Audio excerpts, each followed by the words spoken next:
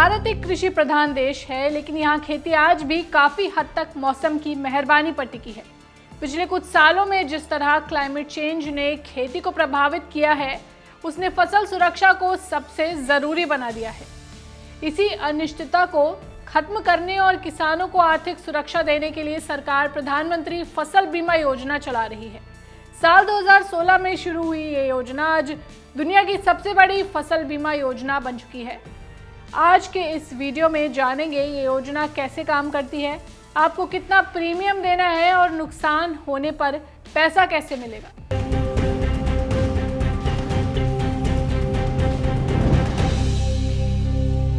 साल 2026-27 के लिए सरकार ने सुरक्षा चक्र को और मजबूत करने के लिए 12,200 करोड़ रुपए का भारी भरकम बजट आवंटित किया है।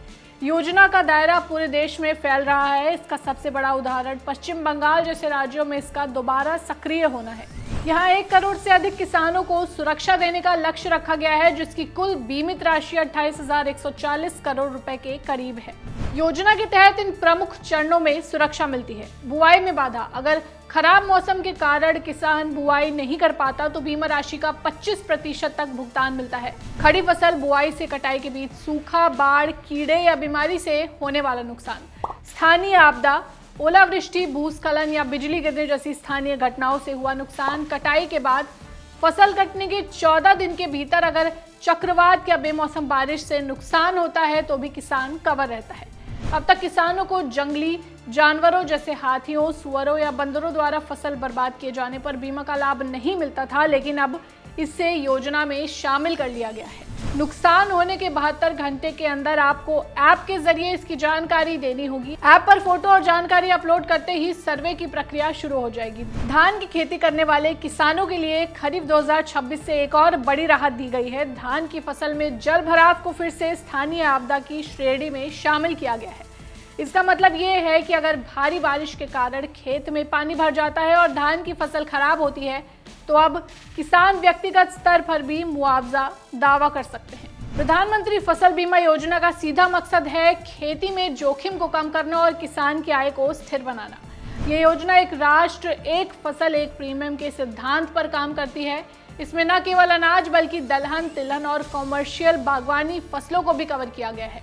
योजना के नियम सरल हैं और प्रीमियम की दरें दुनिया में सबसे कम रखी गई हैं। किसानों को केवल एक छोटा हिस्सा देना होगा। प्रीमियम की दरें खरीफ फसलों के लिए अधिकतम 2% हैं, रबी फसलों के लिए बीमा राशि का अधिकतम 1.5%, बागवानी वाणिज्यिक फसलों के लिए बीमा राशि का अधिकतम 5% रखा गया है।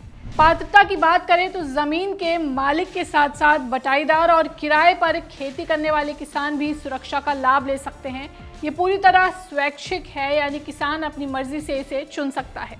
योजना की कार्य प्रणाली को अब पूरी तरह ऑटो एडमिनिस्ट्रेशन मोड पर डाल दिया गया है, जिसका सीधा मकसद इंसानी दखल को कम करना और किसी भी तरह की धांधली की गुंजाइश को खत्म करना है। अब डिजी क्लेम मॉड्यूल के जरिए दावों का पैसा सीधे किसानों के बैंक खातों में पहुंच रहा है, जिससे बिचौलियों का डर खत्म हो गया है। तकनीक को इस योजना की रीढ़ बनाया गया है, जहां येस टेक के माध्यम से सैटेलाइट और रिमोट सेंसिंग से फसल की पैदावार का सटीक अनुमान लगाया जा रहा है। वहीं विंड्स पहल के तहत ग्राम पंचायत स्तर पर वेदर स्टेशनों का जाल बिछाया गया है, ताकि मौसम का सटीक और हाइपर लोकल डेटा मिल सके। सबसे बड़ी राहत जवाबदेही को लेकर है। अगर बीमा कंपनी दावे के निपटारे में देरी करती है तो उसे 12% तक सालाना ब्याज के साथ किसान को हर्जाना देना होगा।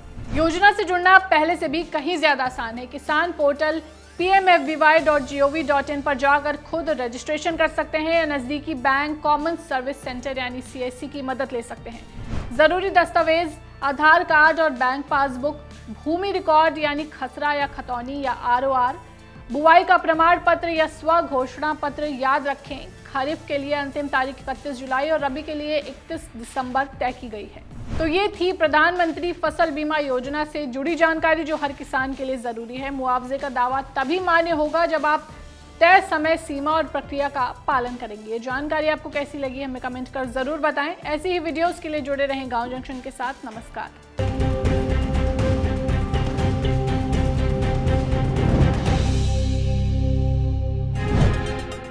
गांव जंक्शन को सभी सोशल मीडिया प्लेटफॉर्म्स पर फॉलो करें।